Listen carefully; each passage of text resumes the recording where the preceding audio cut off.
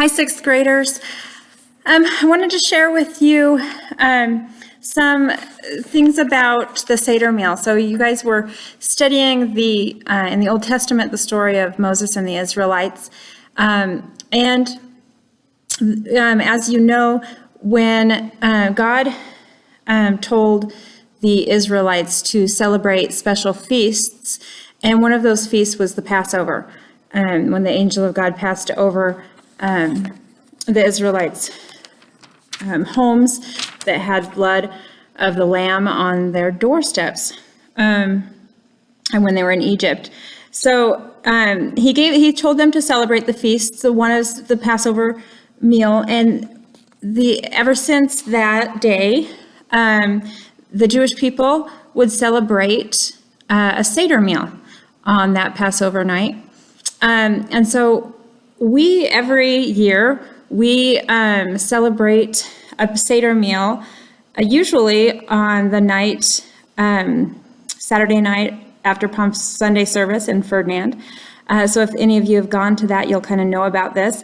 I'm suggesting that if you guys want, you could have your own at home. So I gave some instructions, some just really simple ones, not ones that we do at the Seder meal, really simple ones that you could just kind of get an idea of at home. Those instructions are underneath this video.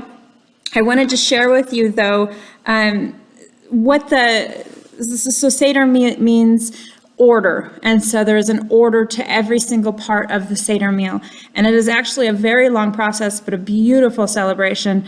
But the simple one, I wanted to share with you what a Seder meal looks like. So this is a picture of a Seder plate.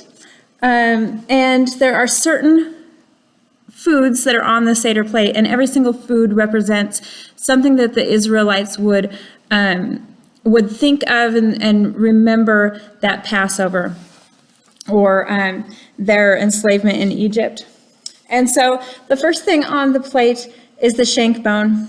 And during the Seder meal that we have for our parish, sometimes we'll use a chicken wing because they're easier to come by.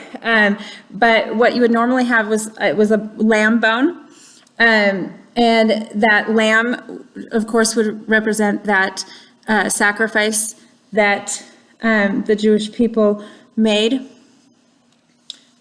The hard-boiled egg, and that represents the spring season. The horseradish, if you've ever had horseradish, it's very bitter and kind of hot. Horseradish represents the pain of the Jewish people as they were slaves in Egypt. Charoset, it's wonderful. It's the best part of the Seder meal, I think. It's chopped up apples with cinnamon and honey and walnuts. You can get a recipe for it online. It's really great. We really enjoy it. It kind of almost tastes like apple pie. It's really great. You'd also have parsley dipped in salt water, and the salt water representing the tears of the Jewish people as they were as slaves. And then the romaine lettuce, again with that bitterness of the Jewish people as they were enslaved. And then you would also have the matzah bread, which would be the unleavened bread. So again, I really suggest looking down. There's a link right under this video that will tell you how to celebrate the Seder.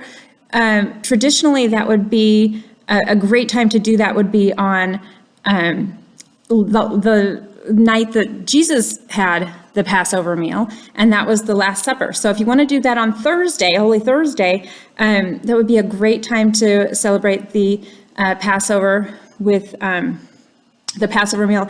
And really, this is our way of looking at our roots, because our roots are Jewish, come from the Israelites.